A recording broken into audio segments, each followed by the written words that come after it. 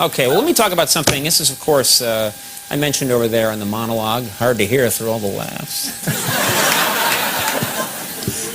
I don't know what I'm doing anymore. As everyone knows, there's no more talked about film this year than Fahrenheit 9/11. It's a controversial, thought-provoking documentary, and in the last 2 weeks, it has made over $62 million. This makes it the highest-grossing documentary of all time. People are, talking about this film constantly. Folks, I don't want to take anything away from Michael Moore, but I made a documentary of my own recently. I did. It's also about the Bush family, and frankly, I think mine's a lot better and more compelling than Fahrenheit 9/11, and if it's okay, I'd like to show it to you. All right, we ready to show this? We ready? Okay. Take a look at my Bush documentary. Let's see. Ah, the Bush family. Not since the Rockefellers has an American family wielded such power. Collectively, they brought us the first Iraq War, the Florida recount, and the current campaign known as Operation Iraqi Freedom. But when it really comes to threatening the values of a healthy democracy, one Bush stands head and shoulders above the rest. Hi, I'm Billy Bush, and I'm hitching a ride to the Academy Awards. Yes, Billy Bush. You probably know Billy from his regular gig as a correspondent on Access Hollywood.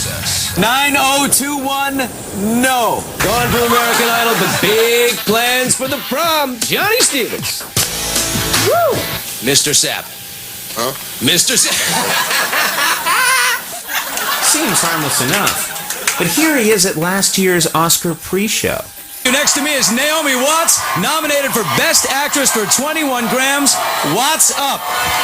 Look at these people. Wow, indeed. So tell me about Oscar night. All right. That was a big night for my sister. Sure. And he annoyed her. He said, "What's up?" He annoyed her on a big night. Oscar night. I'm sorry. Oh, it's okay. It's all right. Don't you worry. It's terrible. Well, that's just one woman's opinion. I'm sure other people like him. Well, maybe not. So they must want to get rid of this guy, right? Pat O'Brien out, Billy Bush in. In the words of Billy Bush himself, I was going to find out what's up. Meet Billy's first cousin, President George Walker Bush, a former oil man and a son of ex-President George H.W. Bush, who in turn runs the Carlyle Group, which has made billions of dollars in business with the Saudi royal family.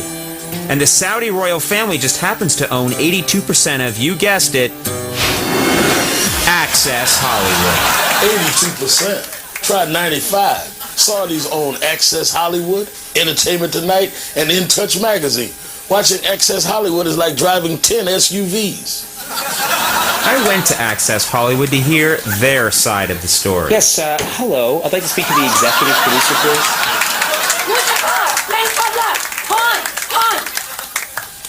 Thank you. Can I help you?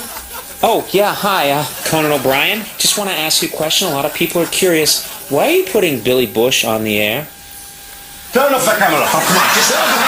No, wait a minute. I just want, yeah, what about Billy Bush? Why can't we see him? People want to know about Billy Bush. Was Al Sharpton right? Is celebrity journalism controlled by an underground network of Saudi royals? Just ask Selwa Al-Hazan, or as you know her, Lisa Gibbons. Or former Saudi Minister of Oil Abdullah Ramzi bin Kametko. So how does the world's least likable person climb the Access Hollywood ladder right under our noses? Why, with a little help from Cousin George. It's a known fact that people would have written letters demanding Billy Bush's resignation if it hadn't been for the war in Iraq. So you're saying that... I'm saying we went to war with Iraq to take people's minds off of Billy Bush. My biggest regret, Conan, as a documentary filmmaker, is that I went after the wrong Bush. Americans voluntarily tune into entertainment news shows, and they only ask one thing in return, that they not be annoyed or sickened unless it's absolutely necessary. Will they ever trust us again? What's up?